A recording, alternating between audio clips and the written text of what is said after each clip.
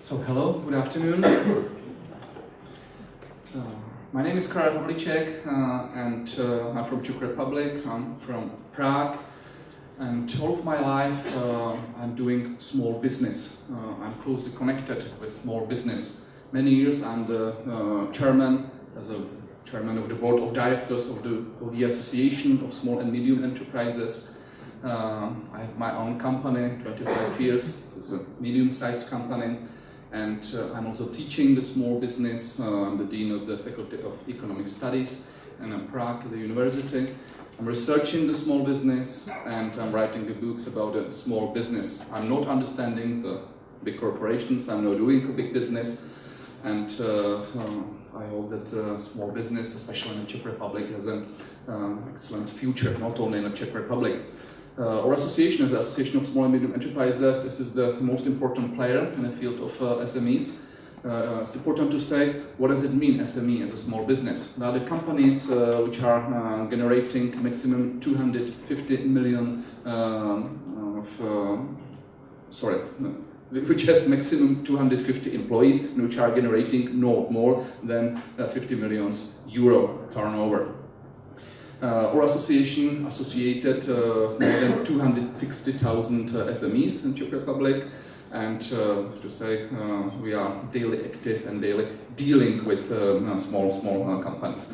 I would like to discuss today about the controlling system in a small and medium enterprises. And first, let me to introduce you the specifics of small and medium business, small and medium enterprises. As a first, I have to say that the SMEs, they have a really different system of relations with the owners. I have to say that the owners in SMEs, they are active in the management of these companies. They are working in these companies. They are the members of the management teams, members of the board of directors. They are really closely connected with the operational management, with the operational activities of the companies. SMEs, they have a really different process of the management system.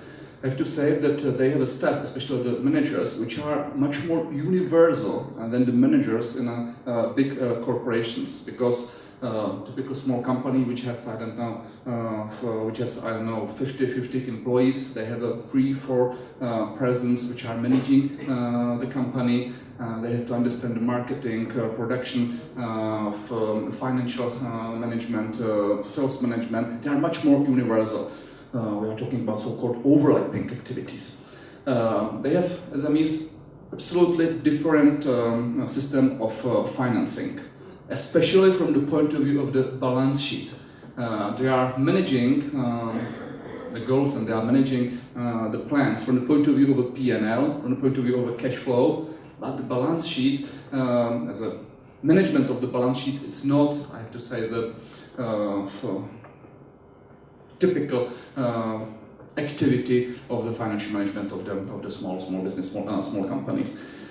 They have a different system of managing of the financial results, because what's the objective of the small business? Optimize the profits. That means they don't want to pay taxes. That was the objective of the big corporation. Improve the profits, because they need investors, they need bankers, and so on. So it's a really different access to the management of profits. And absolutely different system of the financial planning. The small companies which are planning the P&L as a profit and loss plans. They are preparing a little bit the cash flow plans as a cash inflow and cash outflow plans, but the balance sheet, not so much. They are estimating the future position of the assets, but the liabilities, in many cases, it's not the management and controlling system. From the point of view of the liabilities, it's in many cases only the consequences of the prior activities. So, I would like to introduce you my model which is called MC model. I'm many years presenting this model, which is called management controlling system, or model of business management process. I'm presenting this model in many of the worldwide universities. I'm presenting this model in many of the conferences. I'm writing books about this model, and definitely I have to say it's a very simple model. It's nothing new. But the management of SMEs, and I think also in big corporations, must be based on the simpler processes. What does it mean? On the left side you see so-called management process, on the right side you see so-called controlling process. Management process, from my point of view, that means we have to manage our plans, we have to manage long-term plans, we have to manage short-term plans, we have to manage our vision or mission. That means we are creating the future of the company. But the controlling systems, that means that we are not only controlling as a monitoring our current results, we are estimating the future position from the point of view of the long-term position and the short-term position. That means we are comparing our long-term objectives and short-term objectives. We are estimating the future deviations, and we are expressing the future position from the point of view of the financial analysis. Many of the financial indicators do you know, and from this point we have to manage our future, nor our past, nor our current situation. That's the controlling system in SMEs. But it's not only about the expressing of your future position, we have to propose what we will to do. That means we have to manage our risks, we have to propose the optimum solution for our companies. That means that we are working every day with our short-term plans, short-term objectives. That means sales objectives, financial objectives, marketing objectives, and the other objectives which we are defining here. Of course, we are evaluating, not at a daily basis, but maybe at the basis in 1 year, the long-term objectives, that's mean the future position of the companies, and we are evaluating and expressing the future position in the so-called strategic and operational controlling. As you see, the system is very simple. It's based on the accounting. And in 1 minute I will present to you which kind of accounting, because it's not based on the financial accounting, but on the managerial accounting as a first. It's based on the theory of management, because if we have to plan the long-term and short-term plan, we have to understand the theory of the management. And of course it's based on the excellent HR management, because we have to choose the right persons, right managers, right people. So let me to introduce you why is this system based on the management accounting and not on the financial accounting.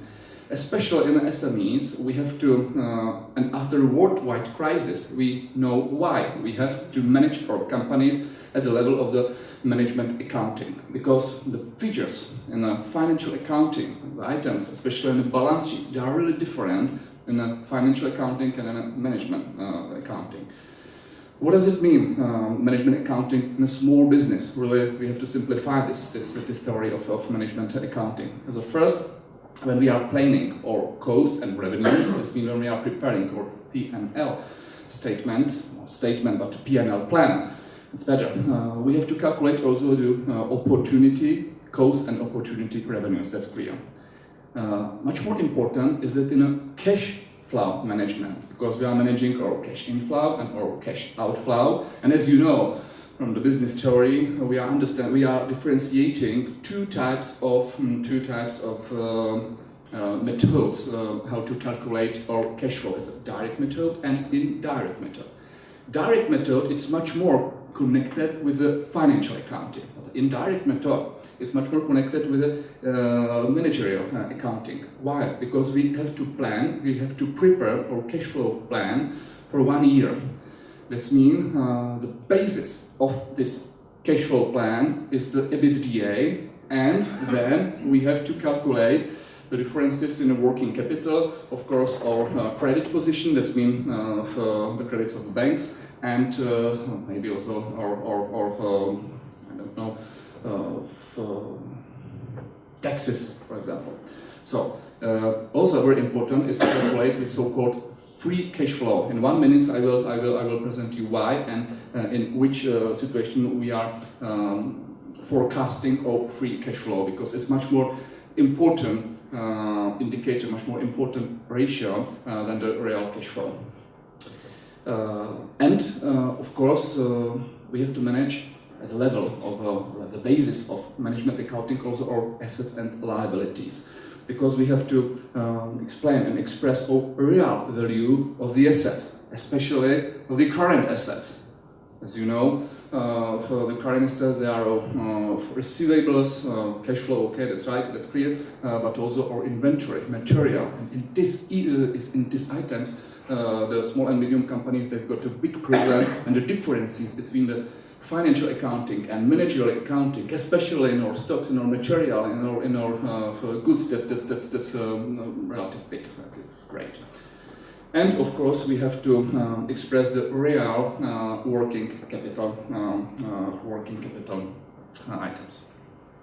So let me introduce you the key ratios of so-called strategy controlling, and then the key ratios of the operational controlling, all from point of view of small and medium enterprises. As a strategy controlling, we are evaluating, measuring, and expressing from the point of view of the controlling of balance sheet optimization. That means we have to calculate, we have to manage, we have to control our balance rules, especially fixed assets and long-term liabilities, long-term debts as a first. Then the controlling of ownership ratios, that means there are the typical ratios, as you know, as a return on assets, return on investment, return on sales, return on equity, of course, and so on. Then we have to control our debt optimization. That means they are the key indicators of the indebtedness. Also the controlling of investment decision. We have to choose the right methods of the evaluating of our investment activities. In many cases we are using in SMEs from the net present value method. I'm sure that you know very well this method. And we have to estimate and choose which of the methods of the company value we will use when we will forecast our company value. Let me introduce you the key ratios of the operational controlling. How I presented, we have the perfect control of cash flow, but not only the typical and the real cash flow, but also the free cash flow. As you know, the free cash flow, it's similar ratio like EBITDA, but it's not absolutely the same like EBITDA, because we have to reduce the EBITDA of the necessary investment for expenses which we have calculated in the next year. Then we have to control the operational ratios. It's clear, the typical financial analysis ratios like liquidity ratios, like activity ratios, as a turnover of our stocks, turnover of our receivables, turnover of our liabilities, and so on. We have to control our short term, because operational controlling is based on the short term activities, the short term debts, especially short term or current assets, and short term liabilities. We have to control the calculations. If we got the production company, that's very, very important. We have to choose and evaluate and arrange the optimal calculation method. And of course, we have to control our direct financial risks, like management of currency, interest, shares, and so on and so on. So, what will be happen if we are talking about a failure of controlling in SMEs? From the point of view of the strategic controlling and operational controlling. As a failure of strategic controlling in SMEs, what does it mean? That means that we can expect the corporate crisis. Corporate crisis has many of the stages. As a first stage, this is a crisis of our strategy. Second stage, as a crisis of our profitability, then crisis of our liquidity, and then loss of the confidence. What's the problem? Between the strategy crisis and the profitability crisis, we've got many cases, months, also years. But between the profitability crisis, that means they are falling our financial results, and the liquidity crisis, that means we've got no other cash. We've got months, maybe weeks, and between the liquidity crisis and the loss of the confidence, we've got in many cases days. So this means that the crisis is going so. What we have to do as a first, we have to restructure our operational activities. As a first, we have to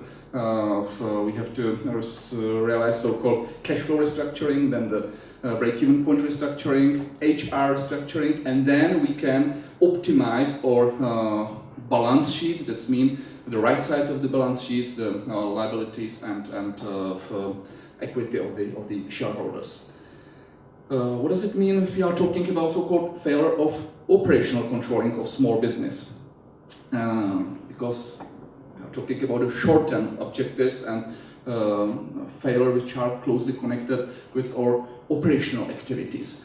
We are talking about operational crisis.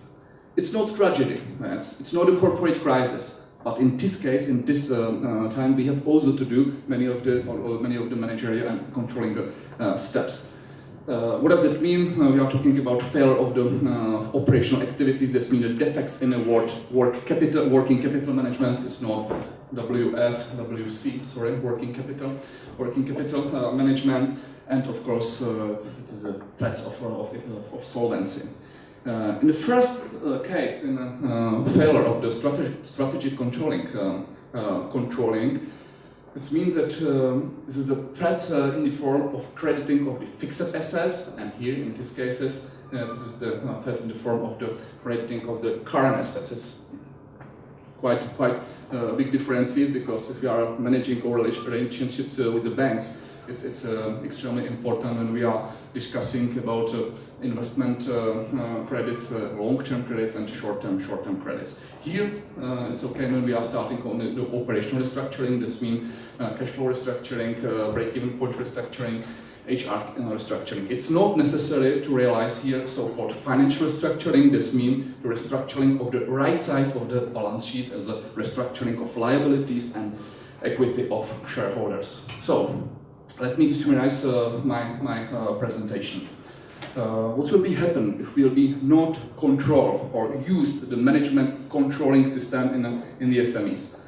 As a first, I'm sure that the absence of controlling has a major impact on the long-term and short-term performance of small and medium companies. The next one, we have to support so-called interdisciplinary approach, which is based on the management and controlling system. Interdisciplinary approach, that means that we have the MC system, as a management controlling system, at the level of the management accounting, at the level of the HR, at the level of the theory of management.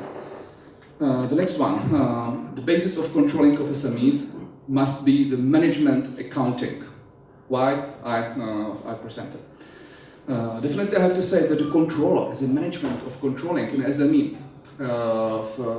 this is much more coordinator. It's not real that in one person. In many cases, the controller is just one person. This is the person, this is the manager, which is understanding the planning, which is understanding the financial analysis, which is understanding the risk management. It's not real. Manager of controlling or controller must be the coordinator which is closely connected with the general manager or with the owners of the company, which is understanding the philosophy of the company, which is understanding of the long-term plans, which is understanding the short-term plans. Definitely I have to say this is the modern financial manager.